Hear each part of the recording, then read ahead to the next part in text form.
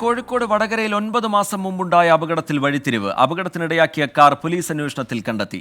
വാഹനമോടിച്ചിരുന്ന ഷജിൽ എന്നയാൾ വിദേശത്തേക്ക് കടന്നിരുന്നു. ഇയാളെ നാട്ടിലെത്തിക്കാനുള്ള ശ്രമം പോലീസ് തുടങ്ങിയിട്ടുണ്ട്. അപകടത്തിൽ ഗുരുതരമായി പരിക്കേറ്റ 9 വയസ്സുകാരി ദൃഷാന ഇപ്പോഴും കോമയിലാണ്. ഈ അപകടത്തിൽ ദൃഷാനയുടെ മുത്തശ്ശി മരിച്ചിരുന്നു. ഷജീൽ എന്ന് പറയുന്ന ആ വണ്ടിയുടെ തന്നെ RC ഓണറായിട്ടുള്ള ഷജീൽ ആണ് ഈ വണ്ടി ഓടിച്ചിരുന്നത് എന്നും അന്ന് വടകരയിൽ നിന്നും തലശ്ശേരിയിലേക്കുള്ള യാത്രയ്ക്കിടെ അശ്രദ്ധമായി പോയ ഒരു സമയത്ത് അപകടം സംഭവിച്ചതാണ് എന്നും, എന്നാൽ അതിനെ തുടർന്ന് ഈ ഒരു അപകടം നടന്നു എന്നുള്ളത് അറിഞ്ഞതിന് ശേഷം വണ്ടി നിർത്താതെ പിന്നീട് മുന്നോട്ട് പോവുകയും പിടികൂടാതിരിക്കുന്നതിന് വേണ്ടിയിട്ട് വണ്ടിയിൽ ആവശ്യമായിട്ടുള്ള മോഡിഫിക്കേഷൻ നടത്തുകയായിരുന്നു ചെയ്യുന്നതെന്ന് നമ്മൾ മനസ്സിലാക്കിയിട്ടുണ്ട്. ഈ വണ്ടി ഇടിച്ച കാറിനെ പോലീസ് ഇപ്പോൾ സീസ് ചെയ്തിട്ടുണ്ട്. അന്നേ ദിവസം വണ്ടി ഓടിച്ച ആള് ഇന്ന് ഇപ്പോൾ UAE-യിലാണുള്ളത് എന്നാണ് നമ്മൾ മനസ്സിലാക്കുന്നത്. ഉടനെ തന്നെ പ്രതിയെ നാട്ടിൽ കൊണ്ടുവരുന്നതിനാവശ്യമായിട്ടുള്ള നടപടികൾ പോലീസിന്റെ ഭാഗത്തുണ്ട്. സമീർ സി മുഹമ്മദ് കോഴിക്കോട്ട് നിന്ന് ചേരുന്നുണ്ട്. സമീർ, ഒരു വെള്ളക്കാർ എന്നുള്ളതിൽ നിന്ന് തുടങ്ങിയ അന്വേഷണമാണ്. ഏതാണ്ട് 10 മാസത്തെ സമയം. അതിനിടയിൽ പരമാവധി CCTV-കൾ ശേഖരിക്കുന്നത്, മൊഴികൾ രേഖപ്പെടുത്തുന്നത്, വർക്ക്ഷോപ്പുകൾ കേന്ദ്രീകരിച്ച് പരിശോധന നടക്കുന്നത്, ഇതൊക്കെ നമ്മൾ കണ്ടു. അപ്പോഴും ഈ കാർ ഏത് എന്ന കാര്യത്തിൽ അവ്യക്തത തുടരുകയായിരുന്നു. ഇപ്പോഴക്കാര്യത്തിൽ പോലീസ് ഒരു ഉത്തരം കണ്ടെത്തുകയാണ്. എന്താണ് പോലീസ് വിശദീകരിക്കുന്നത്? രജിത്ത് സൂചിപ്പിച്ചതുപോലെ തന്നെ ഒരു വെള്ള കാറാണ് അപകടമുണ്ടാക്കിയത് എന്നതിൽ കവിഞ്ഞ് മറ്റൊരു തെളിവും പോലീസിൻ്റെ പക്കൽ ഉണ്ടായിരുന്നില്ല. അവിടെ നിന്ന് ആരംഭിച്ച ആ അന്വേഷണമാണ് ഇപ്പോൾ ഈ പ്രതിയിലേക്കും അതുപോലെ പ്രതി ഓടിച്ചിരുന്ന ആ കാറിലേക്കും എത്തിയിരിക്കുന്നത്.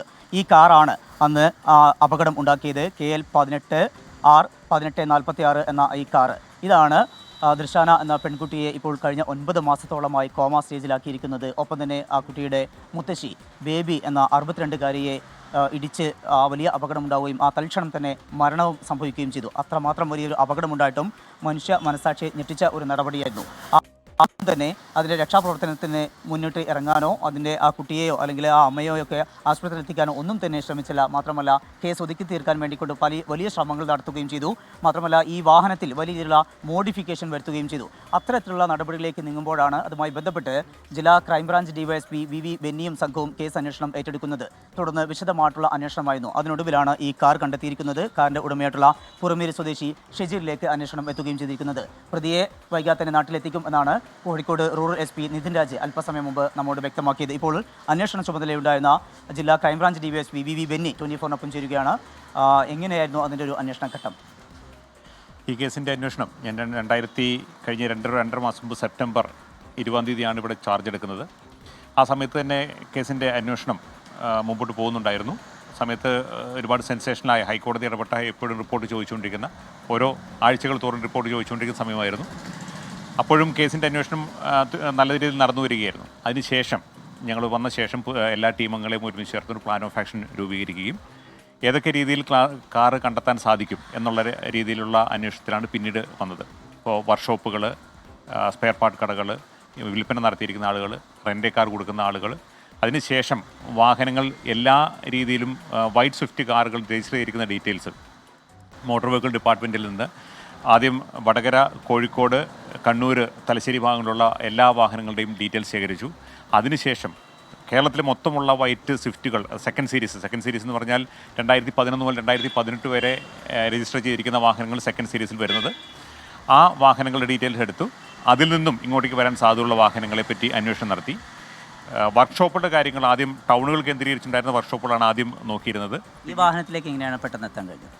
ഈ വാഹനത്തിൽ എത്തിയിരിക്കുന്നത്, നിലവിലെത്തിയത് ഇതിലെ വർക്ക്ഷോപ്പുകളുടെ അസോസിയേഷൻ ഉണ്ടായിരുന്നു. അതിൽ നിന്നും ഇവിടെ ഉള്ള മലപ്പുറം, അതുപോലെ കോഴിക്കോട്, കണ്ണൂർ, തലശ്ശേരി ഭാഗത്തുള്ള വർക്ക്ഷോപ്പുകൾ കംപ്ലീറ്റ് എണ്ണത്തിനും ലിസ്റ്റ് എടുത്തു.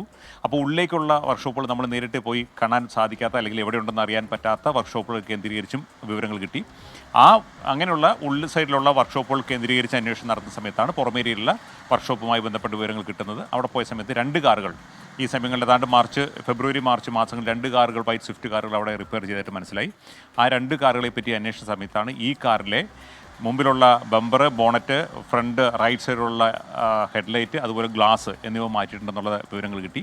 അതിനുശേഷം അതെപ്പോഴാണെന്നുള്ള വർക്ക്ഷോപ്പിലെത്തിയ ദിവസം നോക്കിയ സമയത്ത് ഫെബ്രുവരി 20 മനസ്സിലാകുന്നു. അതിനുശേഷം ഇതിന് സ്പെയർ പാർട്സുകൾ വാങ്ങിയിരിക്കുന്ന കട വടകര തന്നെയുള്ള കടയാണെന്നുള്ളത് മനസ്സിലാക്കുന്നു. കടയിൽ പോയി ഇതിൻ്റെ ലിസ്റ്റ് എടുക്കുന്നു. അതിനുശേഷം ഇത് ഇൻഷുറൻസ് ക്ലെയിം ചെയ്തിട്ടുണ്ടോ എന്ന് അന്വേഷണം നടത്തി. ഇൻഷുറൻസിൽ നിന്നും അന്ന് ഉണ്ടായിരുന്ന ഫോട്ടോകൾ, അത് കാറിന് അപകടം സംഭവിച്ച സമയത്ത് ഇൻഷുറൻസ് ക്ലെയിം ചെയ്യാൻ വേണ്ടി കൊടുത്തിരിക്കുന്ന ഫോട്ടോകളുടെ ഡീറ്റെയിൽസ് എടുത്തു. അതിനുശേഷം വീട്ടുകാരുമായിട്ട് സംസാരിച്ച സമയത്തും ഈ വാഹനത്തിന് യാതൊരുവിധ അപകടങ്ങളും സംഭവിച്ചിട്ടില്ല എന്നുള്ള രീതിയിലുള്ള മറുപടി ലഭിക്കുന്നു. വീണ്ടും ഈ പറഞ്ഞിരിക്കുന്ന ഗൾഫിലുള്ള ഓണറെ നേരിട്ട് ഫോണിൽ വിളിക്കുന്നു. ഫോൺ വിളിച്ച് സംസാരിച്ചപ്പോൾ അദ്ദേഹവും പറയുന്നു വാഹനം അപകടം സംഭവിച്ചിട്ടില്ല എന്ന് പറയുന്നു. ഗ്ലാസ്സിന് ചെറിയൊരു സ്ക്രാച്ച് വന്നത് മാറ്റുന്നതിനുള്ള ഇൻഷുറൻസ് ക്ലെയിം മാത്രമാണ് ചെയ്തതെന്ന് പറയുന്നു. അതിനുശേഷമാണ് ഈ ഫോട്ടോ സഹിതം വീട്ടുകാരോട് കൊണ്ട് കാണിച്ച് ഇങ്ങനെയൊക്കെയാണ് സംഭവമുള്ളതെന്ന് പറഞ്ഞ് വാഹനം ഇവിടെ കൊണ്ടുവന്ന ശേഷം ഈ അപകടം വരുത്തിയ ആളുടെ ഭാര്യയെ നേരിട്ട് വനിതാ സെല്ലിൽ വരാൻ പറഞ്ഞു. അവിടെ നിന്ന് ചോദിക്കുന്ന സമയത്താണ് ഇങ്ങനെ അപകടം സംഭവിച്ചു എന്നുള്ള കാര്യങ്ങൾ വെളിപ്പെടുത്തുന്നത്. രജിത്ത്, നീണ്ട ഒരു പ്രോസസ്സ്, അതിനൊടുവിലാണ് ഇപ്പോൾ വാഹനം കസ്റ്റഡിയിൽ എടുത്തിരിക്കുന്നു. അപ്പോൾ തന്നെ പ്രതിക്കായുള്ള നടപടിയിലേക്ക് നീങ്ങുകയും ചെയ്യുന്നു. പ്രതി UAE-യിലാണ് ഉള്ളത് എന്നാണ് പോലീസിന് ലഭ്യമായിരിക്കുന്ന വിവരം. ഈ പ്രതിയെ പുറമേ സ്വദേശിയുള്ള ഷെജീലിനെ ഏറ്റവും ആദ്യത്തിൽ തന്നെ നാട്ടിലെത്തിക്കാനുള്ള നടപടികൾ ഉണ്ടായിക്കൊണ്ടിരിക്കുന്നു. 2 ആഴ്ചക്കകം തന്നെ നാട്ടിലെത്തിക്കാൻ കഴിയും എന്നാണ് പോലീസ് വ്യക്തമാക്കുന്നത്. രജിത്ത്. ശരി, സമീർ സി മുഹമ്മദ് വിവരങ്ങൾ പങ്കുവെക്കുകയായിരുന്നു. ഒപ്പം തന്നെ അന്വേഷണ ഉദ്യോഗസ്ഥന്റെ പ്രതികരണം കൂടി ലഭ്യമാക്കുകയായിരുന്നു. കോഴിക്കോട് വടകരയിൽ 9 മാസം മുമ്പുണ്ടായ അപകടത്തിലാണ് ഇപ്പോൾ ഇടിച്ച കാർ കണ്ടെത്താൻ കഴിഞ്ഞിരിക്കുന്നത്. വളരെ വിശദമായ അന്വേഷണം പോലീസിന്റെ ഭാഗത്തു നിന്നുണ്ടായി. വർക്ക്ഷോപ്പുകളും ഈ CCTV-കളും ഇൻഷുറൻസ് ക്ലെയിമുമായി ബന്ധപ്പെട്ടുമൊക്കെ. അതിനുശേഷം ഈ വാഹനം ഓടിച്ചത് ഇപ്പോൾ വിദേശത്തുള്ള ഷജിൽ എന്നയാൾ ആണ് എന്ന കണ്ടെത്തലിലേക്ക് പോലീസ് എത്തുകയായിരുന്നു. അയാൾ വിദേശത്താണുള്ളത്. അയാളെ നാട്ടിലേക്ക് എത്തിക്കാനുള്ള ശ്രമം പോലീസിന്റെ ഭാഗത്തു നിന്നുണ്ടാവുന്നുണ്ട്.